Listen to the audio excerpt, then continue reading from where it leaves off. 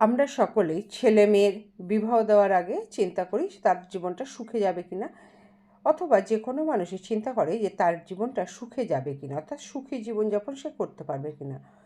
সেটি দেখার জন্য আপনাকে আপনার হস্তকরতলটা অবশ্যই দেখতে হবে। কী করবেন, হস্তকরতলটা দেখুন, সেখানে দেখুন যে আপনার শনির স্থানে, শনির তৃতীয় ভাগে এরকম একটা লম্বা দাগ রয়েছে কিনা, সরল রেখা রয়েছে কিনা।